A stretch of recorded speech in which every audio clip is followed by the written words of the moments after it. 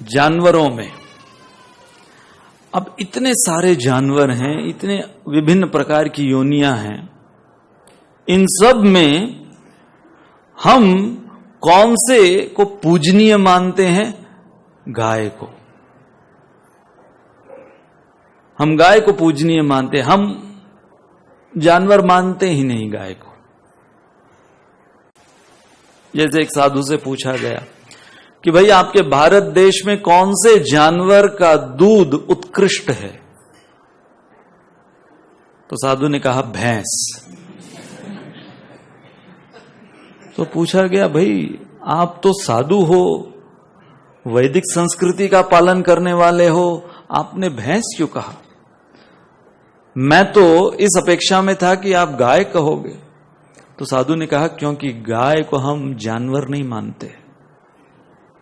तुमने क्या पूछा था? कौन से जानवर का दूध उत्कृष्ट है? गाय को हम पूजनीय मानते हैं, गाय को हम हमारी माता मानते हैं। तो भगवान ने गाय को पूजनीय किया, अपना एक नाम रख लिया गोपाल, गोविंद। इसलिए हमारे लिए गाय पूजनीय हुई। भगवान ने मोरपंख को अपने मस्तक पर धारण किया है, तो हमारे लिए मोरपंख पूजनीय। भगवान ने तुलसी दल को पूजनीय माना, तो हम भी तुलसी की पूजा करते हैं। भगवान में पर्वतों में गोवर्धन को पूजनीय, तो हम भी गोवर्धन की पूजा करते हैं। भगवान ने ड्रिंक्स में छाछ,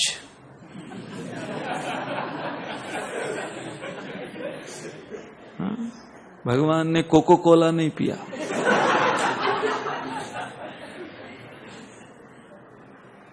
इसलिए भक्तों को भी क्या पीना चाहिए?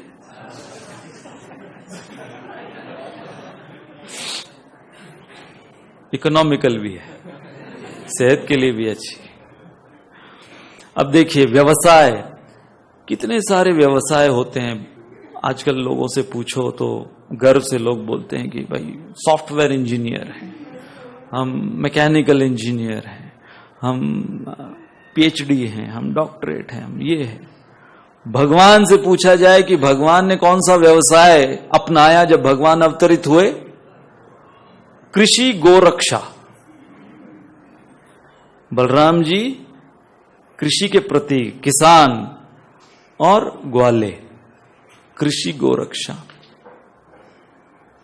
आजकल लोगों को पूछो यदि सही मायने में भी कोई किसान है तो शर्म आती बोलने में कि मैं किसान हूं।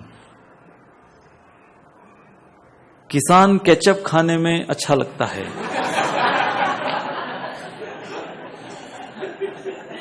परंतु किसान अपने आप को बोलने में शर्म आती। तो भगवान भी इंडिया में सॉफ्टवेयर इंजीनियर बनकर आ सकते थे। क्यों भगवान ने यह व्यवसाय चुना? क्योंकि भगवान दर्शाना चाहते थे कि न केवल हमारे भौतिक आवश्यकताओं को यह व्यवसाय पूरा करेगा, कृषि गोरक्षा, बल्कि हमारी आध्यात्मिक उन्नति के लिए है। Krishna chooses cow, Krishna chooses peacock feather, Krishna chooses Govardhan, Krishna chooses Yamuna, Krishna chooses being a cowherd boy. Everything what Krishna chooses becomes worshipable for us.